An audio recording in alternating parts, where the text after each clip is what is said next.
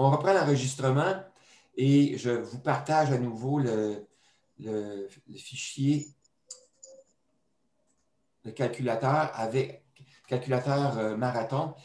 Et on va revoir ensemble la liste des étapes de la méthode de calcul de marathon.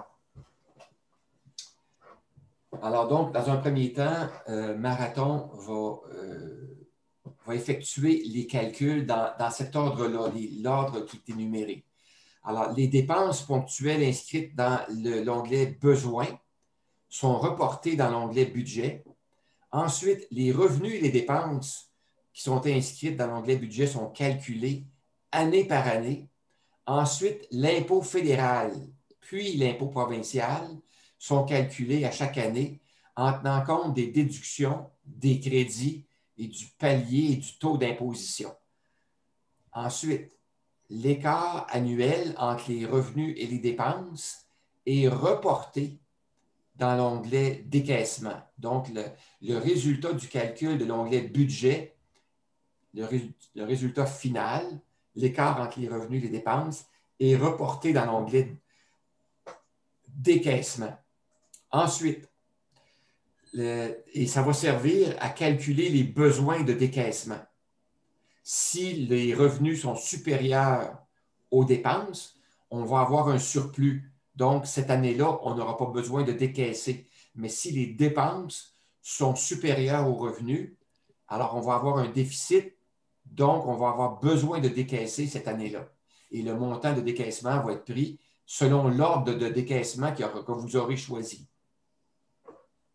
Soit dans le compte épargne enregistré, soit dans le REER, soit dans le CELI, par ordre de priorité, jusqu'à temps qu'on épuise les fonds.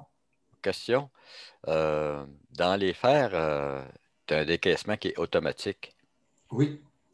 Donc, ça fait partie des revenus. Tu capitalises dans les revenus. Oui, Puis mais quand en tu fait, calcules... c'est un ou l'autre. Moi, je les ai placés à l'intérieur de décaissement, mais c'est vous qui allez décider si vous avez un montant automatique, vous allez pouvoir l'indiquer. OK, ben là, je suis un peu confus. Bon, Est-ce que c'est calculé les décaissements ou si c'est des données que tu vas Oui, rentrer? c'est que le logiciel prévoit automatiser le décaissement, donc il va vous proposer un calcul de décaissement optimal. Mais si vous, de votre côté, vous avez choisi un décaissement fixe, bien, vous pourrez outrepasser les calculs. Une fois que ça aura été fait, bien, vous pourrez inscrire le montant, puis ça va se recalculer par après. OK. Ça va être possible pour vous d'en tenir compte. C'est ce que je veux vous dire. Est-ce que quand tu atteins 71 ans, automatiquement, il tient compte du minimum de Oui, décaissement? oui. OK. Ensuite, à l'aide des modules programmés. Donc, ça se passe là, par programmation. Vous ne verrez pas les formules qui sont là-dedans, à moins que vous ouvriez le module de programmation. Le montant à maintenir dans le compte opération choisi par l'usager est vérifié. Je vous donne la possibilité dans Marathon de choisir un montant minimum à maintenir dans votre compte opération. Alors, pour éviter qu'il y ait des frais ou pour profiter de forfaits là, que vous offre votre institution financière, vous pouvez dire, par exemple, je veux maintenir de façon constante au moins 1 000, 2 000, 3 000, 4 000, 5 000 dans mon compte opération. Alors, dans les calculs programmés, ce montant-là va être pris en compte de façon à ce que vous puissiez maintenir à chaque année ce montant-là. Ensuite, dans le cas d'un surplus, le montant du surplus est ajouté à l'épargne non enregistrée. Dans le cas d'un déficit annuel, le montant est retiré d'un compte bancaire, lequel, c'est selon l'ordre que vous avez établi et s'il reste encore de l'argent dans ce compte-là. Ensuite, il va choisir les autres comptes. Ensuite, les transferts de fonds entre les comptes demandés par l'usager sont effectués. Alors, si vous souhaitez, par exemple, qu'il y ait un transfert de fonds automatique de tant de milliers de dollars à chaque année, comme par exemple dans votre compte REER ou FER, vous pourrez dire, moi, je veux décaisser à chaque année de tel âge à tel âge, je veux décaisser 10 000 ou je veux décaisser 20 000 de tel âge à tel âge, vous pourrez l'inscrire, ce montant-là, et ça va être effectué, le logiciel va effectuer ce transfert-là de façon prioritaire. Alors, ces décaissements sont faits, ils sont ensuite pris en compte. Alors, si vous avez choisi de décaisser, par exemple, 10 000 de votre fer à chaque année, il va le décaisser même si vous avez un surplus pour cette année-là. Mhm. Ensuite, donc, les décaissements possibles ou les transferts de fonds possibles sont du REER à l'épargne non enregistrée et dans le CELI depuis l'épargne non enregistrée ou depuis le REER. Ensuite, lors du décaissement, qu'est-ce qui se produit? L'ordre de décaissement est choisi par l'usager. Il va être appliqué selon ce que vous aurez choisi. Ensuite, le montant maximum à retirer du REER choisi par l'usager est vérifié. Alors donc, si vous dites, ben oui, moi, je veux décaisser, mettons, 20 000 par année de mon REER, mais ça va augmenter mon revenu imposable de façon trop substantielle certaines années.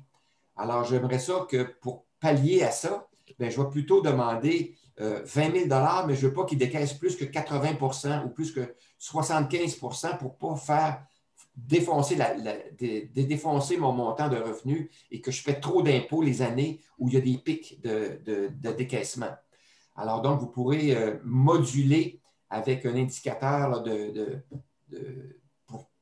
pour moduler le décaissement du REER pour pas que ça puisse dépasser trop, pour espérer réduire votre impôt à payer.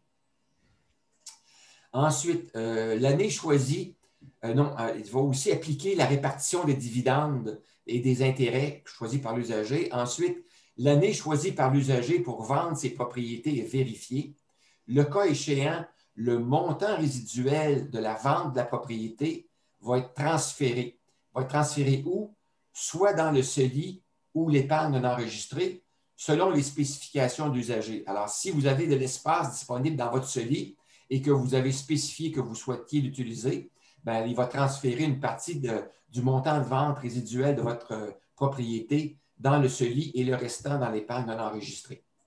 Ensuite, lorsque un des comptes bancaires manque de fonds, il y a une étape d'ajustement qui est déclenchée, programmée, pour faire en sorte que le fonds ne continue pas à descendre sous zéro. On le s'organise pour qu'il reste au moins avec quelques dollars dans son compte pour pas que ça devienne négatif dans tous les comptes.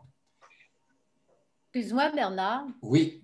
Dans ces étapes-là, lors du décaissement, est-ce que c'est encore des modules qui sont programmés? Ça? Oui, tout ça, c'est programmé. Vous n'avez pas d'intervention à faire, mais je veux que vous sachiez qu'est-ce qui est fait pour que vous connaissiez le fonctionnement. Non, c'est parfait. C'est juste pour que tu nous le spécifies, là, parce que tu nous présentais au niveau de 1 à 5, là, que les calculs se faisaient dans les cellules, alors que ce que tu viens de nous expliquer, c'est avec des modules programmés. Là. Tout à fait. Tout à Juste fait.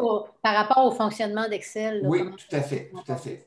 Merci. Ensuite, lors de l'étape d'ajustement des comptes, qui est aussi une étape programmée, alors des fonds sont transférés d'un compte à l'autre pour maintenir des soldes positifs. Comme par exemple, dans le cas où vous demandez le décaissement de 10 000 de votre CELI année après année, que rendu à telle année, il ne reste plus de fonds, bien, il y a une routine qui est programmée, qui va permettre de remettre un petit peu d'argent dans le CELI pour qu'il ne tombe pas en dessous de zéro. Et il va aller chercher de l'argent dans les autres comptes pour éviter que le solde soit négatif. C'est une routine programmée que vous n'allez pas vous en occuper, mais ça se fait automatiquement. Ensuite, les transferts de fonds qui sont superflus sont nettoyés. Il arrive à certaines années qu'en appliquant ces routines-là de façon une après l'autre, ben, il y a des décaissements qui sont comme faits, qui ne sont pas optimaux. Alors, je fais un nettoyage pour que que l'information qui est présentée soit optimale pour vous, réutilisable rapidement. Ensuite, l'affichage des résultats. Encore là, ça se fait automatiquement. Lorsque les fonds sont insuffisants pour couvrir les dépenses annuelles, les résultats sont affichés dans l'onglet Synthèse. Qu'est-ce qui va vous être affiché? C'est la durée du capital, donc l'âge à laquelle vous manquerez de ressources financières ou l'âge jusqu'où les ressources financières sont suffisantes. Il va vous afficher aussi la robustesse de la prévision à l'aide de 8 indicateurs. Il va vous afficher le total des revenus et des dépenses annuelles, le pourcentage des dépenses par catégorie budgétaire, le solde des comptes bancaires et des graphiques pour vous aider à analyser les résultats. Alors, ça, c'est la façon de travailler du calculateur Marathon. Je vais terminer la présentation ici et je vais arrêter.